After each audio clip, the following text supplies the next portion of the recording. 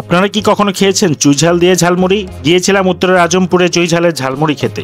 চুই ঝালের গরু, মুরগি, খাসির মাংসও খেয়েছি, খিচুড়িও খেয়েছি, কিন্তু ঝালমুড়ি কখনো খাইনি। আর এটা নাকি অনেক জনপ্রিয়।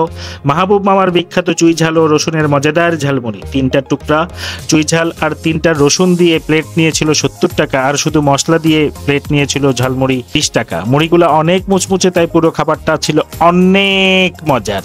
আপনারা অবশ্যই টেস্ট করতে ভুলবেন না। আর এখানে যেতে হলে আপনাকে যেতে হবে উত্তর আজমপুর বাস স্ট্যান্ডের কাছে রাজু কমার্শিয়াল মার্কেটের অপোজিটে বনফুল মিষ্টির দোকানের সামনে প্রতিদিন সন্ধ্যার পর।